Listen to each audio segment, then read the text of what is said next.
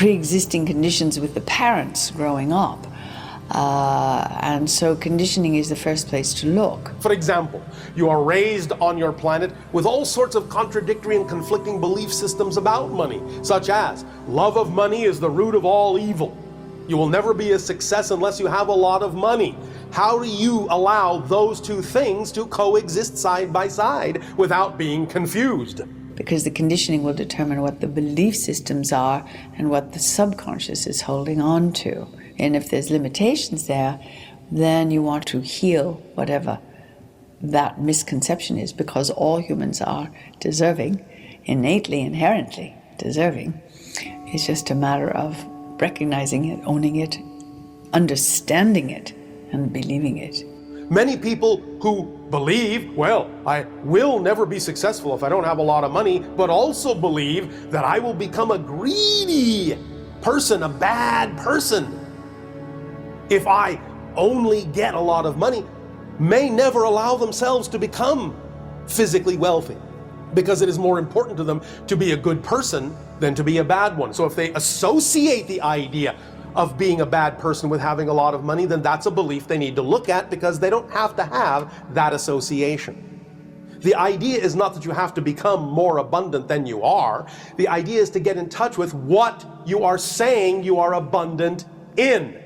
And if you're abundant on lack, you will experience an abundance of lack.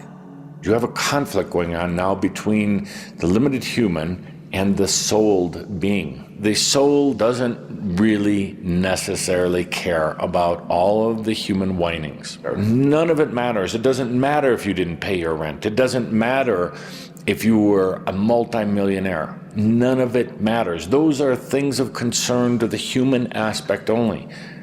What the soul cares about, and what your spirit cares about, is consciousness, which means awareness. Your soul and your spirit cares about the joy of being. The joy of being, in other words, experiencing what is in front of you to experience. We will tell you thought creates form, all right, but your emotional state's vibrated into being. So whatever you are putting out emotionally, you're going to get back energetically. And because the physical reality is reflecting the emotional, if there are lower frequencies that you are putting out, then what you're getting back in the physical realm are the lower frequencies. The soul would rather have a bad experience for you than no experience at all.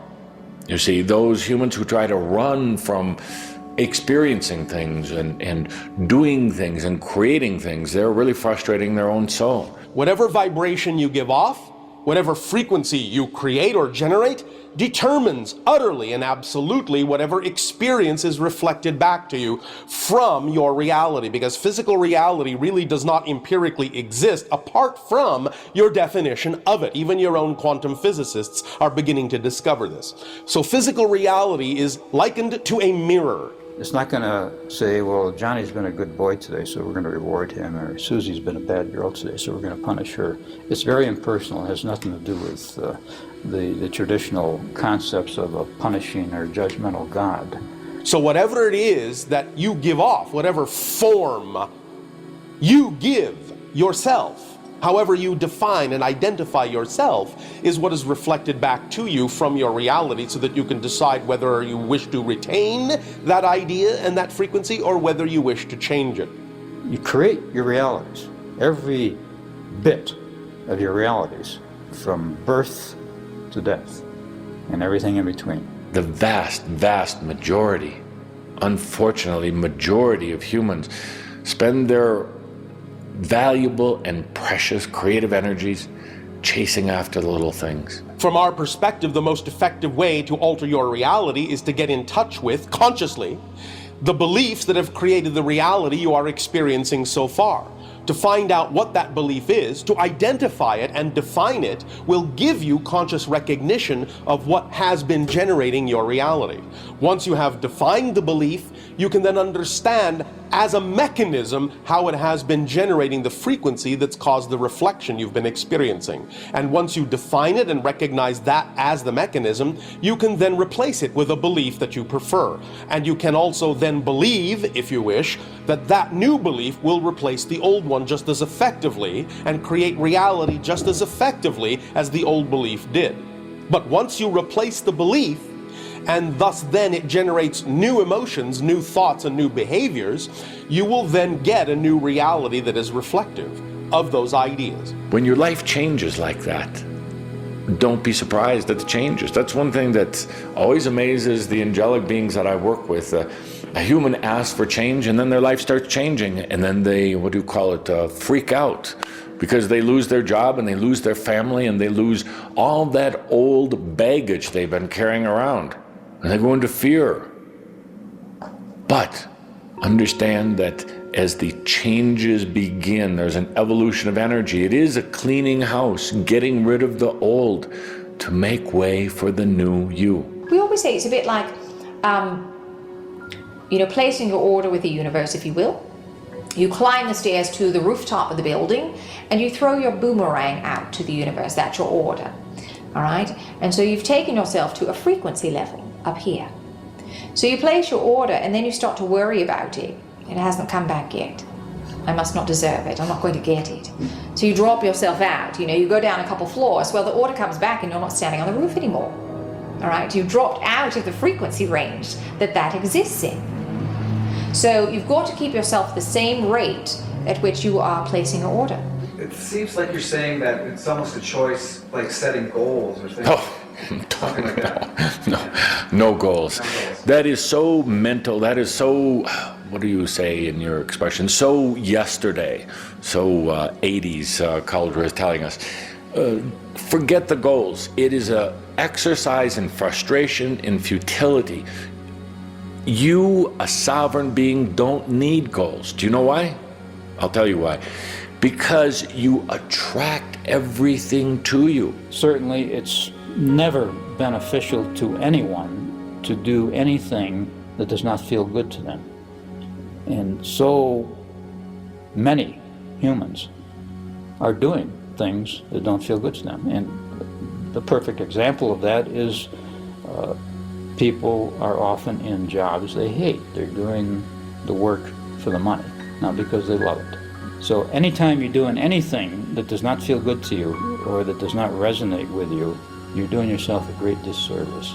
And you're distancing yourself more and more from your higher self. When you make choices, you literally re-energize yourself. Think of yourself as a type of magnet or an attracting type of energy. When you make choices in your life, you attract all of the energies to you. We say to humans that all energy is there to serve you. It seeks to serve you. And the Master allows energy to serve them.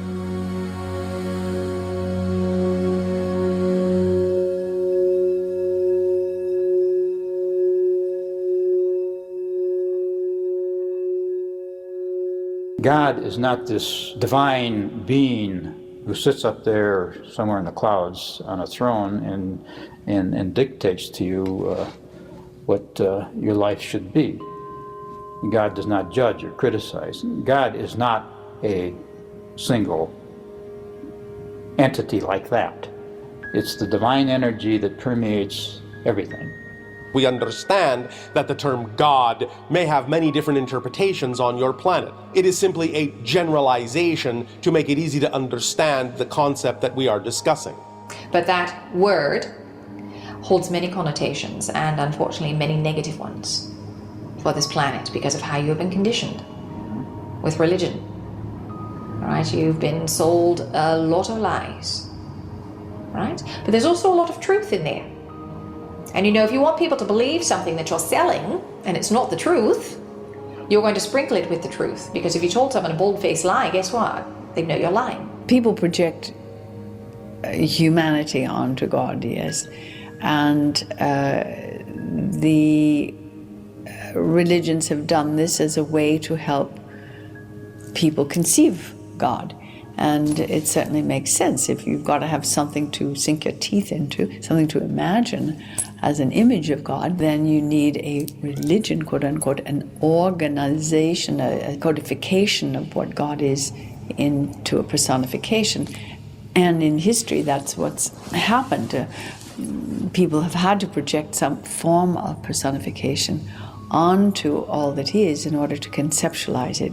As you come into this era of I am, it is also discovering that this God that humans have been seeking for the last 10,000 years doesn't exist out in heaven somewhere, isn't hidden somewhere. It is right here.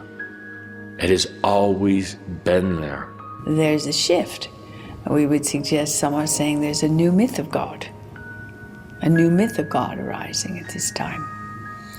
And that is a very exciting prospect, to take the idea of God into a larger context of God, goddess, all that is, that God is not simply a masculine image per se, but is a principle that is both masculine, feminine, and the synergy of both. Everything that exists, even that rocky hillside outside your window there, everything that exists has a divine aspect. It is part of what you call God or goddess.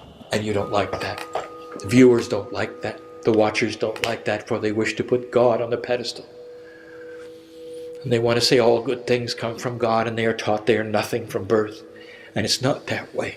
We define love as the choice to see the divinity in all beings, not just human beings, not just spirit beings, but in all beings, all that is. Often we will use all that is, because that's what the infinite is, the one is. By definition, it is all that is. There is no outside to it. There cannot be an outside to it. That is, in our view, what God is. And so you are, literally, you are all God. You're all goddess.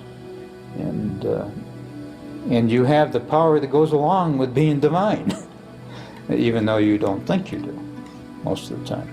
Magnificent, all of you. My definition of God are the ones I sit in front of. You want God to be one thing, for you in 3D. You want to worship God, for you in 3D.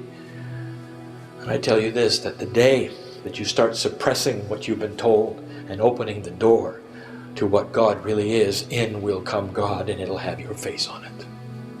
What do you say to people who really do not feel empowered? We would suggest that if people are not feeling empowered, the first thing we do is remind them that they are telling themselves some lies. Yes. When people say, I know I'm powerless, or I'm feeling powerless, we say, that's a story you're telling yourself. That's a story you're telling yourself based on fear. I'm going to simplify this for you, and perhaps some may think the answer is a bit terse, but just get over it. You're wallowing in your own self-pity. You have set up an energy of being a victim of life, a victim of other people. You're allowing them to steal your energy and to steal your heart and your consciousness. You're in a type of trap, and you're letting it happen. You decide one day when you get out of bed, or one night when you're taking a walk, that you're just going to get over it. You're going to stop letting others take from you, and you're going to stop taking from other people as well. You're going to be whole and sovereign. And it is truly that simple. You know what makes it complex and makes it difficult for humans is they develop all these multi-step programs, and they write books, and they have seminars and classes, and they get more and more and more into the mind and away from the true matter at hand. You are an angelic being. You are God also. Get over all the rest of it. Human beings want to compartmentalize everything. They want to know the steps of ascension. They want to know itemization by itemization, what things they must do in order to please God. never understanding that if they are pieces of God themselves, that there is a switch inside that is all ready to go. That switch, known very well in spirituality all over the planet, is the one that gives you permission for the epiphany, for the enlightenment to begin to pour in, for answers. It is slow, and you must unlearn what you have taught, but it is true. Any human can. Any human can, no matter what the situation, no matter where they are or who they are. In this so-called New Age or Age of Awakening or Age of Spiritual Awareness on your planet, the whole idea is that you are really at the end of the cycle of limitation that you have imposed upon yourself for thousands of years. And you're awakening into the remembrance that you don't have to do it that way. There's only one question that you should ask. It's the fast track, as they say, to spirituality. It is the fast track, as they say, to getting whatever it is that you have come for. Human being who would be watching this now, whatever is before you and whatever challenges are there, the fast track to all of that is to get into a meditative state with pure intent and say to God, to Spirit, I love you. I know you are there. Show me what it is I need to know.